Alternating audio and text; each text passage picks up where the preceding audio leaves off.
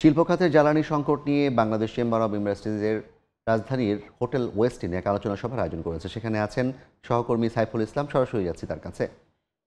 সাইফুল,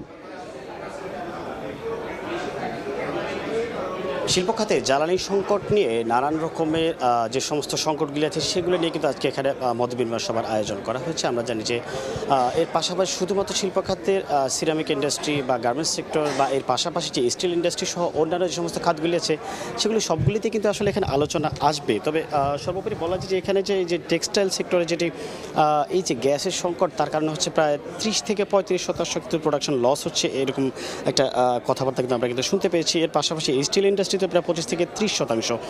এর সাথে যে সিরামিক ইন্ডাস্ট্রি আছে সেটাতে প্রায় 50% যে দাম বেড়েছে তার একটি প্রভাব কিন্তু পড়ছে। তবে এখানে আমরা ব্যবসায়ীদের সাথে কথা বলে জানতে পেরেছি তাদের যে চাহিদা অনুযায়ী যে ইন্ডাস্ট্রিতে যে পরিমাণ গ্যাস বা হচ্ছে বিদ্যুৎ বা হচ্ছে অন্যান্য আনুষঙ্গিক যে সমস্ত চাহিদাগুলি সেগুলো কিন্তু আসলে ঠিকঠাকভাবে পূরণ করা যাচ্ছে না।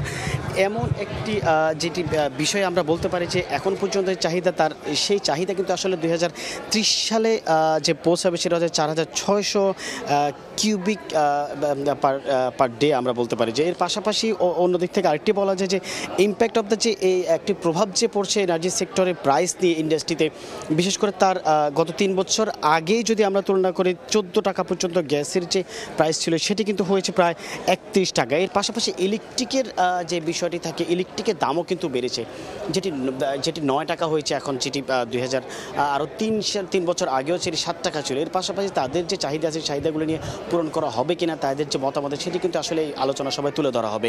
তবে বলা যায় সর্বোপরি আলোচনাটি এখনও শুরু হয়নি। শুরু হওয়ার পরবর্তী আমরা জানাতে পারবো যে আসলে কী বিষয়ে সম্পূর্ণ পরিমাণে আলোচনা শেষ করবেন তারা।